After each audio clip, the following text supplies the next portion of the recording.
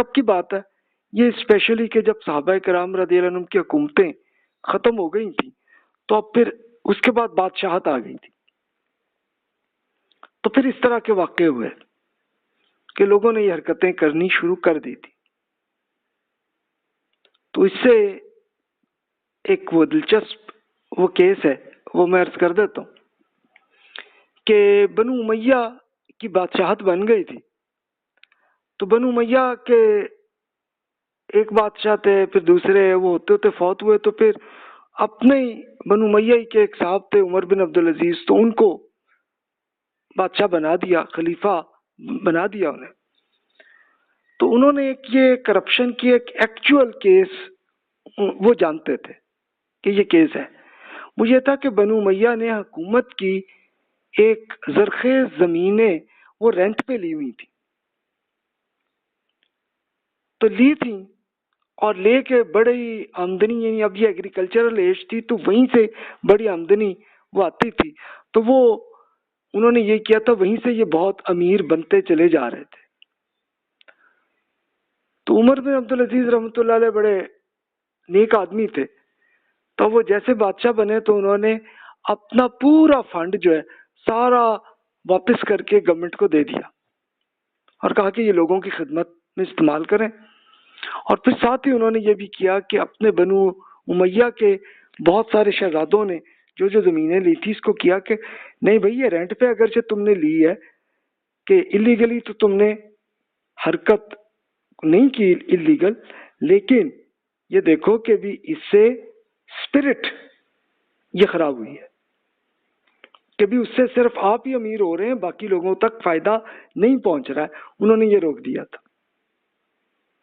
تب ہوا یہ کہ ان کے اپنے کزنز ہوں گے، وہ تو جا کے پھپھی سے ملے جو، تو ان کو کہا کہ جی یہ دیکھو جی عمر بن عبدالعزیز نے کیسا ہمارے ساتھ کیا ہے جی، یہ اس کو روکیں. تو پھپھی نے کہا کہ میں نے تمہیں پہلے ہی کہا تھا کہ عمر بن خطاب رضی اللہ تعالیٰ عنہ کی فیملی کے ساتھ شادی نہ کرنا، لیکن خود میرے بھائی نے شادی کر لی تھی عمر بن خطاب رضی اللہ تعالیٰ عنہ کی پوتی کے ساتھ. اور وہ پھر اگلی نے کیا کیا کہ وہ ایک کپڑے میں لپیٹ کے ایک نئے عمر کو لے آئی سامنے، تو پھر بھگتو پھر. تو اب دیکھیں کہ عمر بن عبدالعزیز رحمۃ اللہ علیہ نے کے زمانے میں کرپشن ہو گئی تھی، اور انہوں نے یہ دیکھا کہ یہ کانفلکٹ آف انٹرسٹ تھا، اس کو انہوں نے روک دیا تھا. لیکن پھر وہ فوت ہو گئے، یا کہا جاتا ہے روایات میں کہ ان کو زہر دیا گیا. تو چلو جس نے بھی کیا ہو وہ جانے اور اللہ جانے. اور پھر اس کے بعد پھر دوبارہ کرپشن کا سلسلہ شروع ہوا. تو یہ ایسے کیس ہوتے رہے. جب آپ کے سامنے شیئر کرتا ہوں ایک ایگزامپل، یہ ٹرانسپیرنسی آرگنائزیشن ہے جو پوری دنیا کی ایک یہ رینکنگ کرتی ہے کہ کرپشن کتنی زیادہ ہے. اور یہ دیکھیے کہ جن کو 100% تک کے قریب تر آتے ہیں تو یہ ویری کلیئر ویری کلین ان کو ٹرانسپیرنسی کو وہ اس طرح سے کرتے ہیں. پھر اس کو آہستہ آہستہ وہ براؤن اور ریڈ کرتے کرتے اس کو بالکل آخر تک لے آتے ہیں ہائیلی کرپٹ. کئی ممالک کی وہ رینکنگ ہر سال کرتے ہیں. ان کا لنک بھی میں نے عرض کر دیا، آپ جا کے دیکھ لیں.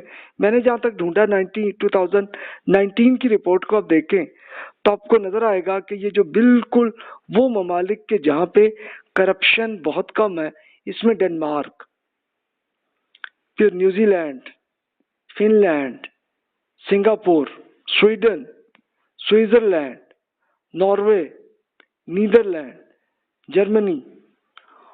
تو اب آپ خود یہ دیکھیں ان کے بھی کرپشن وہاں پہ بھی ہے، لیکن چلو 80 to 87 کے بیچ تک ہے، 100% تک وہ بھی نہیں ہے.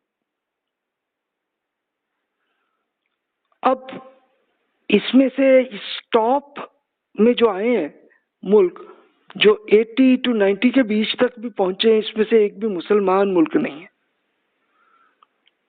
اس کے بعد نیچے آ جائیں آپ 71 to 80 تک میں دیکھ لیں تو اس میں ایک مسلم ملک ملا ہے، یونائٹڈ عرب امارات، بس وہ ہے کہ وہاں پہ کرپشن کے لحاظ سے پھر وہ اس کی رینکنگ 21 پہ وہ ہے۔ اچھا امریکہ کو دیکھ لیں کہ وہ دنیا کی سپر پاور ہے، آپ کہیں گے کہ جناب یہ تو ان کا پروپیگنڈا ہے اور کچھ نہیں ہے، تو اب یہ دنیا کی سب سے بڑی سپر پاور ہے آج کل یو ایس، اس کو بھی انہوں نے 69 رکھا ہے اور رینکنگ میں 23 نمبر پہ وہ آئی ہے۔ یعنی اس کا مطلب ہے امریکہ میں بھی کرپشن ہے اتنی کہ اس کی ٹرانسپیرنسی 69 ہے، یعنی اس کا مطلب کیا ہوا کہ 31% تک کرپشن وہاں پہ بھی ہے۔ اسرائیل کو دیکھ لیں تو وہ بھی رینکنگ میں 35 پہ آ جاتا ہے۔ مسلم ممالک میں جو مشہور ہیں تو اس میں دیکھیں ملیشیا 51% پہ ہے ٹرانسپیرنسی، اور سعودی عرب کو دیکھ لیں تو وہ بھی 51% پہ ہے۔ انڈیا کو دیکھیے آپ تو وہ 80% پہ ہے۔ 80% کا مطلب ہے کہ دنیا میں 80 نمبر پہ آئے ہیں یہ، یعنی کرپشن کے لحاظ سے آپ دیکھیں تو 41 ہے، یعنی اس پہ کرپشن 59% ہے۔ اب اپنے ملکوں میں دیکھیں، پاکستان کو دیکھیں تو 120 پہ ہے، ایران کو دیکھیں تو 146 پہ، یعنی اتنا نیچے آ گیا۔ عراق کو دیکھیں تو 162 پہ، اور سب سے بری حالت میں افغانستان ہے 173 میں، اور بالکل اینڈ پہ آپ یہ دیکھ لیں آخری حد پہ ساؤتھ سوڈان اور صومالیہ، کہ یہ انتہائی کرپٹ، کہ جس پہ ٹرانسپیرنسی کو انہوں نے 9% کر لیا، یعنی اس کا مطلب ہے کہ 91% تک کلیئر نہیں ہے، پتہ نہیں کیا معاملہ۔ آپ کہیں گے کہ جناب یہ تو پروپیگنڈا، تو بھئی اگر پروپیگنڈا آپ سمجھیں اس کو تو آپ کا کوئی معاملہ بھی ان ممالک میں کوئی ہوا ہو آج تک کبھی زندگی میں، یا اور کچھ نہیں تو چلو اب ای میل کے ذریعے یا واٹس ایپ کے ذریعے آپ کر لیں، تو وہاں کے لوگوں سے آپ پوچھ لیں کہ وہ کیا فرمائیں گے کہ کرپشن کتنی ہے، تو وہیں سے آپ فیصلہ کریں گے۔ اپنے ملک کو آپ خود دیکھ سکتے ہیں۔ اب یہ رپورٹ جو ہے اس سے پہلے کی بھی آپ دیکھ لیجئے، یہ 2005 کا میں نے اس زمانے میں یہی ٹرانسپیرنسی کی رپورٹ اس زمانے میں لی تھی 2005 میں، تو وہاں کے لحاظ سے آپ اپنے ملک کو آپ دیکھ لیں تو وہیں سے کہ اندازہ ہو سکتا ہے۔ تب آپ یہ دیکھیے کہ اس زمانے میں اسرائیل بہتر حالت میں تھا 28 میں، اب وہ کم ہوا ہے۔ عمان بھی اچھا تھا 28 پہ تھا اس وقت، یو اے کو 30 میں تھا، اب 21 ہے، وہاں امپروومنٹ ہوئی ہے۔ قطر 32 میں تھا اس وقت۔ اچھا پھر انڈیا ابھی ہم نے دیکھا 2019 میں 80 ہے، اس زمانے میں 88 تھا، یعنی وہاں ریلیٹیولی بہتر ہوا۔ ایران 88 ہے، لیکن آج کل کے زمانے میں ٹرانسپیرنسی گر گئی ہے حالت۔ پاکستان 144 تھا اور آج 122 ہے، 122، یعنی ہماری رینکنگ بہتر ہوئی ہے۔ تو یہ حالت ہے۔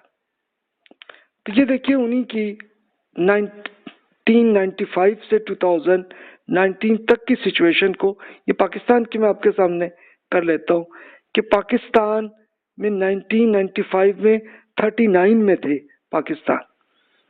کرپشن بڑھنی شروع ہوئی سٹیپ بائی سٹیپ، ہوتے ہوتے 2005 میں ہم بہت بری حالت میں آ گئے 144، پھر اس کے بعد تھوڑی سی کچھ بہتر حالت ہوئی، لیکن پھر دوبارہ 143 پہ آئے، اور اب ہم آتے 120 پہ آ گئے۔